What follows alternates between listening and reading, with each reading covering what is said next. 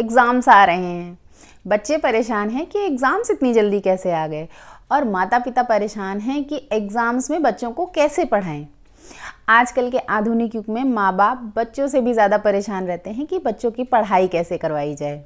बच्चे तो चंचल स्वभाव के होते हैं, वो एक पल में यहाँ तो एक पल में कहीं और होते हैं।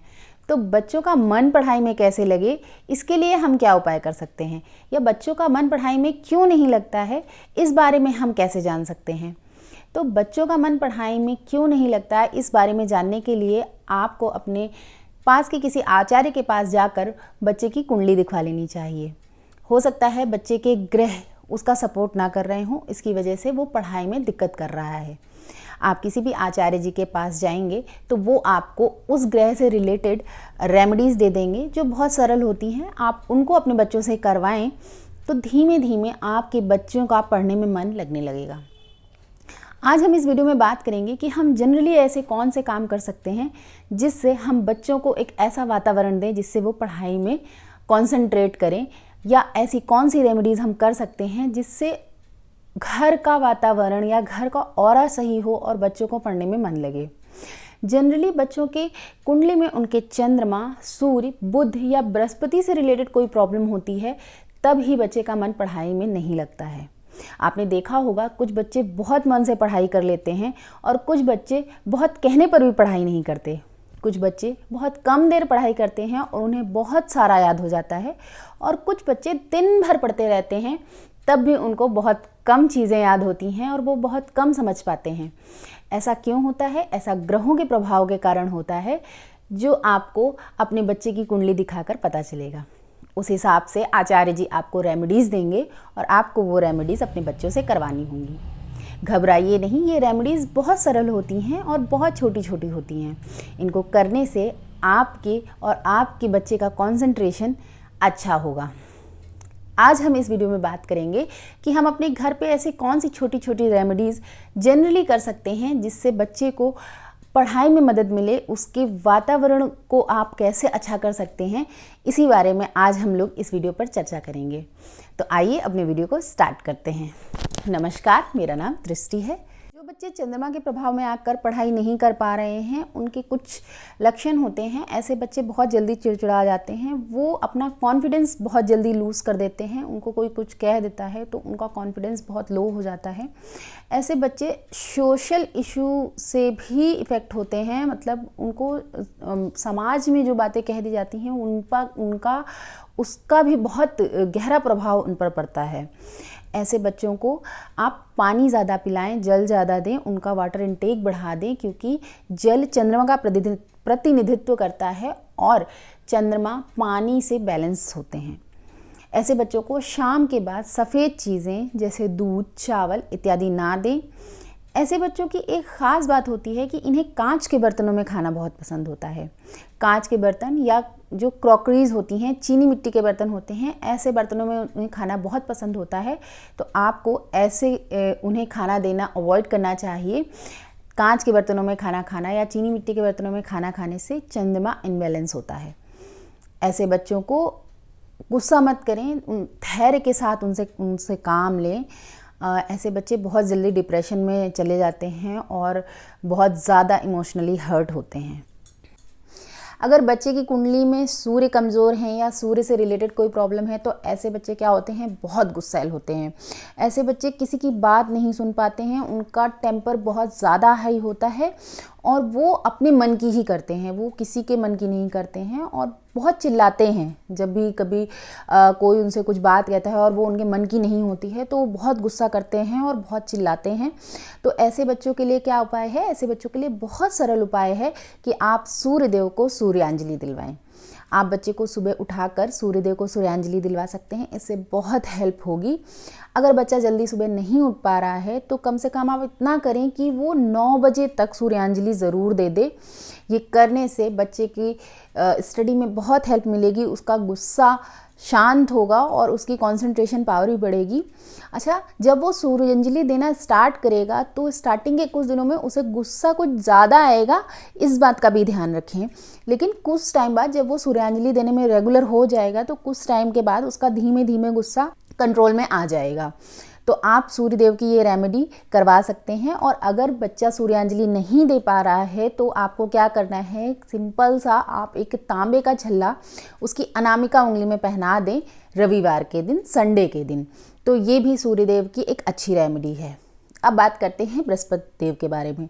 अगर बच्चे की कुंडली में बृहस्पति कमज़ोर है या बृहस्पति से रिलेटेड कोई प्रॉब्लम बच्चे को है, तो ऐसे बच्चे क्या होते हैं, बहुत लेज़ी होते हैं। ऐसे बच्चे बहुत धीमे धीमे सारे काम करते हैं, वो पढ़ाई बहुत धीमे धीमे करेंगे, वो कोई भी ऐसा काम जो उनके मन का नहीं होगा वो बहुत धीमे धीमे करेंगे, अपनी ही दुनिया में खोए रहेंगे। उनको लगेगा कि उन्हें सब कुछ आता है, उन्हें सब कुछ याद है, पर वो हर चीज़ धीमे धीमे लिखेंगे, धीमे बातें भी अगर उनके इंटरेस्ट की नहीं होंगी तो बहुत धीमे धीमे आंसर करेंगे उसका।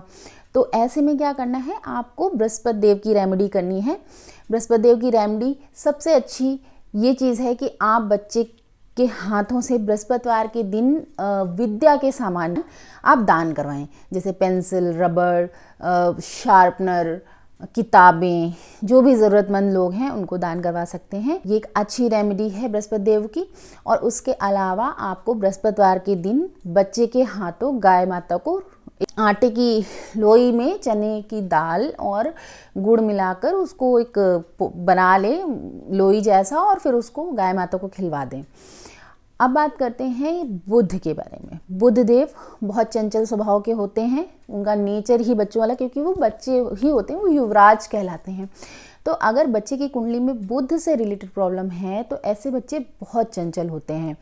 ऐसे बच्चे अपने मन के मालिक होते हैं, वो बहुत ठाठ से रहना पसंद करते हैं, वो अपने मन का ही सारा काम करते हैं, एकदम एक राजकुमार की तरीके की। वो चीज़ नहीं उन्हें मिली तो फिर वो उसमें बहुत पैम्पर्ड चाइल्ड जिन्हें कहते हैं वो होते हैं। तो बुध की रेमेडी के लिए आपको क्या करना है, आपको बुधवार के दिन बच्चों के हाथों से गाय माता को हरी घास खिलाएं या कोई हरी सब्जी खिला सकते हैं। आप बच्चे को ग्रीन कलर के कपड़े पहनाएं बुधवार के दिन, या एक ग्रीन रुमाल उसके पास रख दें, उसके मतलब पॉकेट में रख दें, या हमेशा रखें, मतलब ग्रीन रुमाल तो हमेशा रख सकते हैं आप।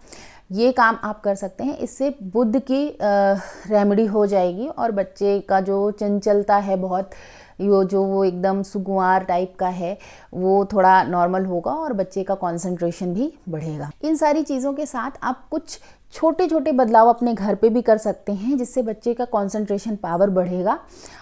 सबसे पहले तो आप ये कोशिश करें कि बच्चे को सुबह मॉर्निंग वॉक पर ले जाएं और उसको हरी घास में टहलाएं। हरी घास पे बच्चों को टहलाने से बहुत अच्छा परिणाम मिलता है। बड़ों को भी टहलना चाहिए, लेकिन ये बच्चों के लिए ये बहुत अच्छी चीज़ रहती है। मॉर्निंग में उठाएं और उनको हरी घास पे टहलाएंगे तो बहुत अच्छा रहेगा। बच्चा जिस भी जगह पे पढ़ता है, मतलब जिस भी जगह पे उसकी स्टडी टेबल है या स्टडी रूम है उसका, या रूम में उसका जो भी स्टडी कॉर्नर है, उसको दक्षिण दिशा में ना रखें, मतलब साउथ वेस्ट में उसका मुंह नहीं होना चाहिए बच्चे का। वो स्टडी टेबल या तो आप नॉर्थ में रखें या तो आप पश्चिम दिशा में रखें। नॉर्थ और पश्चिम दिशा अच्छी होती हैं स्टडी के पर्पज़ से। जो भी उसका स्टडी टेबल है उसको साफ़ रखें, क्लियर रखें। उसमें बहुत ज़्यादा कंजेस्टेड चीज़ें नहीं होनी चाहिए, जैसे बहुत सारी कॉपी किताबें एक साथ नहीं होनी चाहिए। वो जगह क्लियर होनी चाहिए, वो कॉर्नर क्लियर होना चाहिए। अगर वो कमरा है तो उस कमरे में कम सामान रखें, बहुत ज़्यादा सामान ना रखें। और अगर वो टेबल है तो उस टेबल को भी क्लीन रखें। जब बच्चा पढ़ रहा है तो जिस भी सब्जेक्ट को वो पढ़ रहा है उस सब्जेक्ट से रिलेटेड चीज़ें वहाँ रखें।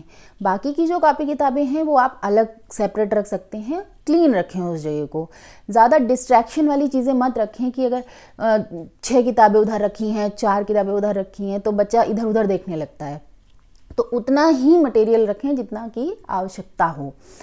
आप उसकी स्टडी टेबल पे एक चांदी के ग्लास में पानी भर के रख सकते हैं। ऐसा करेंगे तो बहुत अच्छा होगा। अगर चांदी के ग्लास में नहीं रख पा रहे हैं तो आप स्टील के ग्लास में भी पानी रख सकते हैं। वो भी अच्छा है कि आप उसको स्टील के ग्लास में पानी भर के रख दें और उसको समय समय पर उसको पीना नहीं है, उसको सिर्फ भरकर रखना है जब भी वो पड़ रहा है। और समय समय पर उस पानी को आप बदलते रहें, इस ग्लास को बदलते रहें, धुलकर वॉश करके दोबारा से फिर से शुद्ध पानी भर के उसमें रख दें। और जो भी बच्चे का स्टडी टेबल है उस पर जो चेयर में वो बैठता है बच्चा, उसका इस बात का ध्यान रखें कि बच्चा जब चेयर पे बैठता है तो उसका पैर हवा में नहीं लटकना चाहिए, ज़मीन पर स्थिर होना चाहिए, वो धरती को टच करना चाहिए। क्या होता है, बच्चे छोटे हाइट के होते हैं और चेयर्स बड़ी होती हैं तो बच्चों के पैर लटकते रहते हैं, तो वो पैर ना लटकें, उसको आप ऐसा मतलब छोटा चेयर दो ताकि उसके पैर ज़मीन पे रहें, तो वो अच्छे से कंसंट्रेट कर पाएगा। ऐसा कर सकते हैं।